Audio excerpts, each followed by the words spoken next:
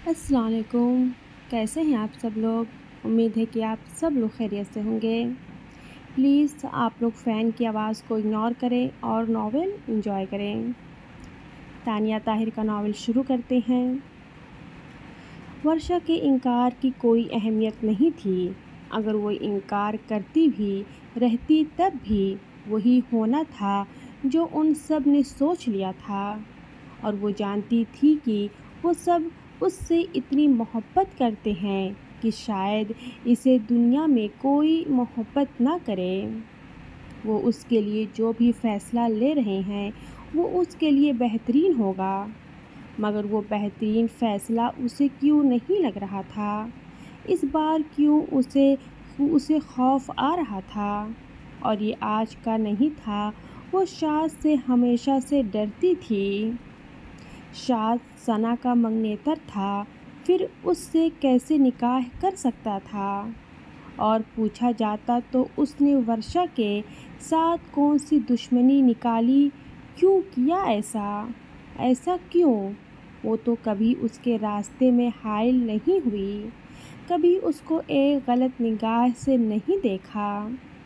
फिर क्यों उसने उसकी इज्जत को पामाल करने की कोशिश की? और शायद कुछ रहम आ गया था उसके सीने में, जो उसने उसे छोड़कर उसकी आबरू को बख्श दिया। वो शर्ट का टुकड़ा पकड़े उसे देखती सोच रही थी। आज सुबह ही डैडी ने बताया था कि उसका निकाह है और वो खुद को तैयार कर ले। वो तब से ही अपने ज़ख्मों को कभी खुद को तो कभी उस शर्ट के टुकड़े को घूरे जा रही थी, और रो रो कर उसने अपनी आँखों को सजा लिया था। एक पल के लिए मुराद का ख्याल भी आया। एक बार भी उसने पूछा ही नहीं, बस सोच लिया कि वो पामाल हो गई तो अब उस गंदी लड़की से किसका ताल्लुक़ नहीं। उसने सारे ताल्लुकात ख़त्म कर दिए। कैसे? वो जो उससे इतने वो जो उसे इतने मैसेज दिन और रात में करता था, अचानक सब ख़त्म। उसे कोई शिकवा नहीं था किसी से। शायद मर्द गुंजाइश नहीं निकालता, मगर एक दिल में आस थी कि एक बार पता तो करता कि हुआ क्या था। वो तो पाक थी, उसी उसी रोज़ की तरह जब वो पैदा हुई। उसने सिर्फ अपने शौहर के लिए अपने जज्बात को संभाल कर रखा। जितना मुमकिन हो सका खुद को बचाने की कोशिश की। और मर्द औरत को कबूल क्यों नहीं कर पाता जिसको उसके जैसे ही मर्द ने ज़बरदस्ती का निशाना बनाया? फिर क्यों वो अपनी ही खसलत वाले इंसान की दी गई तकलीफ़ को कर पा कर पाता? एक तकलीफ़ के पीछे लाखों तकलीफ़ें मुँह खोले खड़ी होती है, जो आज उसे महसूस हो रही थी। ये कैसी मोहब्बत थी उसकी जब उसके बदन पर दाग नहीं था? वो उसकी तारीफ़ों में ज़मीन आसमान एक कर रहा था, और जब दाग डल गया तो वो उसे छोड़ गया। उसने अपने आंसू साफ किए, कांपते हाथों से वो शर्ट का टुकड़ा छुपा दिया। वो चाहती तो आदिल को भी दे सकती थी, मगर न जाने क्यों वो शर्म झिझक ने उसके पाँव में जंजीर डाल दी थी। और शायद हर मशरकी और हया शर्म का पास रखने वाली लड़की के सीने में इतनी जुर्रत नहीं होती कि अपने बाप भाई के सामने यूँ खुल जाए। काश उसकी माँ होती तो अपने ज़ख्मों पर खुल कर रोती। देख तो वो रही थी, मगर उसमें कुछ करने की हिम्मत नहीं थी। उसने देखा था सना भी नहीं आई थी, जिसे उसने बहनों की तरह समझा। बात तो निकाह की अब निकली है, वो तो पहले भी नहीं आई, और अब तो शायद सवाल ही पैदा नहीं होता था। हाँ वो हाँ वो एक कमज़ोर और बिल्कुल आम सी लड़की थी, जो अपने बेमिसाल हुस्न की वजह से फंस गई थी। दुनिया में मौजूद एक भेड़िए का शिकार हुई थी, اور آج اسی بھیڑیے سے شادی کرنے جا رہی تھی۔ کیسے انصاف تھے یہ جو اس کے باپ بھائی نے لیے۔ وہ کیسے اس کے ساتھ رہے گی ایک بار بھی نہیں سوچا۔ دل میں بہت تکلیف تھی اور اس نے زور سے آنکھیں بند کر لی۔ ورشا، اچانک آواز پر اس نے پلٹ کر دیکھا۔ عادل تھا، جیسے اچانک آیا ہو۔ اس نے آنسو صاف کیے اور بھائی کو دیکھنے لگی۔ عادل کے تن بدن میں آگ سی لگ گئی۔ پہلے اسی خاندان کی لڑکی نے اسے یہ آنسو دیے تھے اور آج اسی نیچ خاندان کے لڑکے نے اس کی بہن کو وہ کبھی بخشنے والا نہیں تھا۔ ان لوگوں کو وہ اس کے پاس آیا اور ورشا کی آنکھیں صاف کی۔ وہ سر جھکائے کھڑی تھی۔ تم یہ نکاح نہیں کرنا چاہتی؟ وہ بولا تو ورشا نے بنا چھپائے نفی میں سر ہلایا، مگر منہ سے اب بھی نہیں بولی تھی۔ آنکھیں بول رہی تھی، ان آنکھوں سے بہنے والے قیمتی آنسو بول رہے تھے۔ عادل نے گہرا سانس بھرا۔ سب ٹھیک ہو جائے گا ورشا، یہ میرا وعدہ ہے تم سے۔ اور وہی شخص تمہیں عزت دے سکتا ہے جس نے تمہاری عزت پر حملہ کیا ہے۔ سخت نفرت کرتے ہیں وہ ہم سے۔ وہ بھائی کو جیسے آگاہ کرنے لگی۔ وہ مجبور ہوگا میری بہن سے محبت کرنے پر۔ میں اسے اتنا مجبور کر دوں گا اور وہ تمہیں خوش رکھے گا۔ وہ بالکل اسی طرح تمہیں خوش رکھے گا جیسے ہم لوگوں نے تمہیں رکھا، کیونکہ وہ تمہارا مجرم ہے اور اس کے کیے کی سزا یہی ہے۔ وہ ساری زندگی تمہارے اس احسان تلے رہے جو اسے جیل میں بھجوا کر ہم اس پر کر رہے ہیں۔ دب کر رہے گا تم سے، اور اگر کبھی چونچ کھولنے کی کوشش کرے گا بھی تو ان کے خاندان کی ایک گردن میرے ہاتھ کے نیچے بھی ہے۔ جب تمہیں تکلیف دے گا تو دوسری تکلیف کا شکار ہوگا۔ تمہیں میں نے اپنے بچوں کی طرح پالا ہے اور محبت کی ہے۔ بس اتنی سی تھی تم، اور آج اتنی بڑی ہو گئی ہو کہ نکاح ہو رہا ہے تمہارا۔ ہاں، میں مانتا ہوں کہ نہ اس میں تمہاری خوشی ہے نہ ہی ہم سب کسی کی، مگر یہ وقت اور حالات کا تقاضا ہے۔ آج اگر یہاں ہم چوک گئے تو میں ساری عمر کے لیے تمہارے ساتھ یہ جوگ نہیں چپکا سکتا۔ سمجھ رہی ہو نا؟ وہ اس کے گال تھپتھپا کر بولا، اور ورشا سر جھکائے ساری باتیں سنتی رہی تھی۔ بس سر ہلا دیا اس نے، جھک کر اس کی پیشانی پر پیار کیا۔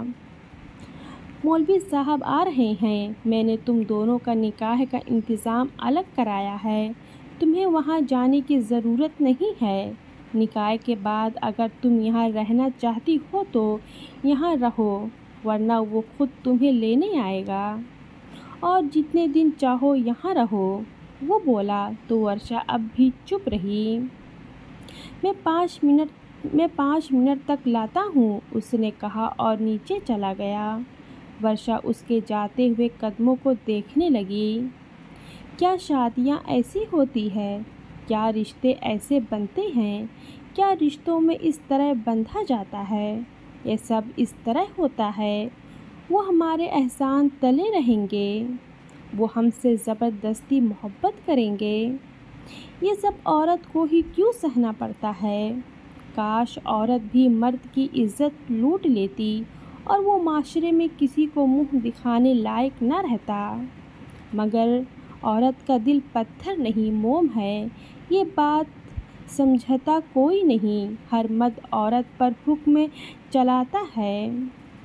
مردوں کی چاپ اپنے کمرے کی باہر سنائی دی تو انہیں سوچوں میں گمسم اس نے سر پر دوپٹہ اوڑھ لیا۔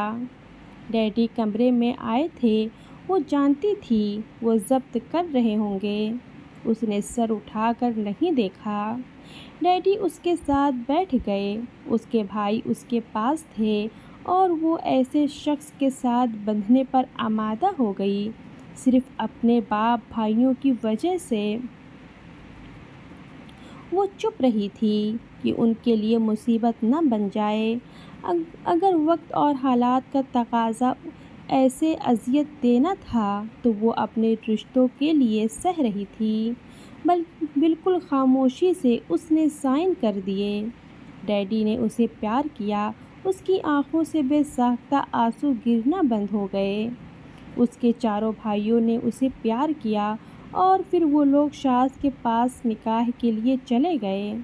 کمرہ خالی ہو گیا اور یہاں تک کہ گھر بھی خالی ہو گیا۔ بس ملازموں کے ساتھ وہ رہ گئی۔ اس کے وجود میں حرکت نہ ہوئی، سوچنے کی صلاحیت نہ رہی۔ بس خاموشی سے اس رات کے اندھیرے کمرے کا منظر آنکھوں میں تھا۔ اس تکلیف کو وہ اندر ہی اندر سہ رہی تھی جو شاذ نے اسے دی تھی۔ کیوں دی تھی نہیں جانتی تھی، مگر آج وہ اس کی محرم بن گئی تھی۔ وہ سب شاذ کے گھر میں داخل ہوئے تو ان سب کے چہروں پر بلا کی سختی تھی۔ نصیر صاحب نے شاذ کو زبردستی بیٹھایا تھا، جو کہ اب بھی یہی کہہ رہا تھا کہ یہ کیسی زبردستی ہے۔ جب اس نے ایسا کچھ نہیں کیا تو کیوں اسے ہی زبردستی اس نکاح پر مجبور کیا جا رہا ہے؟ عادل اور شاذ کی گرمی سردی بھی ہوئی تھی، مگر دونوں کے والدین نے بیچ میں آ کر بچا لیا تھا۔ مولوی نے نکاح شروع کیا تو عادل نے ٹوک دیا، یہ نکاح اس طرح نہیں ہوگا۔ مجھے سیکریٹری چاہیے اپنی بہن کی کہ یہ شخص کسی قسم کا انتقام نہیں لے گا، اور سب سے خاص بات حق مہر میں یہ گھر میری بہن کے نام ہوگا۔ عادل بولا تو تینوں بھائیوں نے اس کی طرف دیکھا اور اس کے والد نے بھی۔ وہ لوگ اس بات سے ناواقف تھے کہ یہ کہے گا حق مہر کا۔ شاذ ایک دم اٹھ کھڑا ہوا۔ نہیں کرنا نکاح اور نہ اپنا گھر کسی کے نام کروں گا، وہ بھڑک کر بولا۔ کرنا تو تجھے وہی پڑے گا جو میں نے کہا ہے، ورنہ پولیس باہر تیرا ہی انتظار کر رہی ہے، عادل نے کہا تو ایک دم نصیر صاحب بیٹے کے آگے آ گئے، اس کے کچھ بولنے سے پہلے ہی۔ ٹھیک ہے، ہم کر دیں گے بابا۔ شاذ نے آنکھیں نکال کر باپ کو دیکھا۔ چپ ہو جاؤ، یہ تمہارا ہی کیا دھرا ہے جو ہم بھگت رہے ہیں۔ وہ اپنے گھر کی رجسٹری لے آئے جو کہ عادل نے اپنے پاس رکھ لی تھی کہ وہ خود اپنی بہن کے نام کرائے گا۔ اس کی ماں بھی نفرت سے یہ منظر دیکھ رہی تھی، جبکہ شاذ بھی نفرت سے دیکھ رہا تھا۔ ثنا کے تو حالات ہی غیر ہو رہی تھی۔ یہ سب دیکھ کر شاذ اپنے اشتعال کو دباتا دوبارہ بیٹھ گیا۔ شاید تم لوگوں نے سنا نہیں تھا، میں نے کہا میری بہن کی سیکریٹری چاہیے مجھے، اور وہ یہ ہے کہ تمہارے خاندان کی کسی بھی لڑکی کی شادی مجھ سے ہوگی، تب ہی یہ نکاح ہوگا۔ عادل کی بات نے سب کو حیران کر دیا تھا۔ ثنا ایک پل کے لیے حیران رہ گئی تھی کہ کیا وہ اس کے بارے میں بات کر رہا ہے، اور اگر ہاں جو کچھ یہاں ہو رہا تھا، یہ سوچ کر کہ اس کا نام وہ لے سکتا ہے، اس کے آگ میں جھلستے وجود پر کچھ ٹھنڈک سی پڑی۔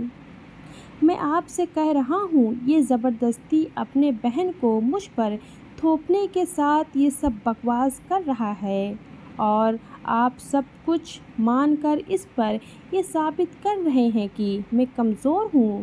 وہ دھاڑا۔ میں بالکل اس سیکریٹری کو منظور نہیں کرتا، تمہیں جو کرنا ہے کرو، وہ چلایا، جبکہ عادل مسکرا دیا۔ وہ تینوں بھائی اور ان کے والد چپ بیٹھے تھے، کیونکہ وہ یہ سب سوچ کر ہی آئے تھے کہ یہ تو ہوگا ہی، ورشا کی سیکریٹری سب سے زیادہ اہم تھی۔ تمہیں ٹھیک ہے، کوئی مسئلہ نہیں ہے، پولیس میرے ایک اشارے کی منتظر ہے۔ آغا شاذ، مجھے کوئی تکلیف نہیں ہے، تم جتنا بھی اچھلو۔ عادل کا انداز لاپرواہ تھا، جبکہ شاذ کو اس کی یہ دھمکی 1 منٹ میں سوچنے پر مجبور کر دیتی تھی کہ اگر وہ پھر سے پکڑا گیا تو سلمان بٹ اس سے بدظن ہو کر اسے نکال بھی سکتا ہے، اس کی پوزیشن ڈاؤن ہو جائے گا اور آف کورس وہ اپنی پارٹی کے لیے اسے باہر نکال دے گا۔ یہ صلح بڑی بات نہیں تھی۔ شاذ اس بے مقصد کی زنجیر پر خون کا گھونٹ پی رہا تھا۔ ثنا منتظر تھی کہ وہ اب اس کا نام لے گا۔ عادل بیٹھ گیا۔ میرا نکاح پہلے ہوگا۔ خرم یہاں نہیں تھی، باقی سب تھے۔ شاذ کے چہرے پر اتنی سختی تھی کہ بدلے پر بدلے کی بھڑاس اس کے اندر کھولتے خون کا اثر اس کے منہ کو سرخ کر گیا تھا۔ مجھے خرم سے نکاح کرنا ہے، عادل بولا تو ثنا کے ارمانوں پر شدید اوس گری تھی، جبکہ اس کے ماں باپ حیرانگی سے شکل دیکھتے رہ گئے۔ اس کی ماں تو جانتی تھی، باپ البتہ ناواقف تھا اور یہ سمجھنے کی کوشش کر رہا تھا کہ وہ اس کی بیٹی کا نام کیسے جانتا ہے۔ وہ عادل کو حیرانگی سے دیکھ رہے تھے۔ سب چپ کھڑے تھے۔ خرم یہاں نہیں ہے، اچانک نصیر صاحب بولے۔ تو بلائیں اسے۔ عادل نے آنکھیں گھمائیں تو وہ سب چپ رہ گئے۔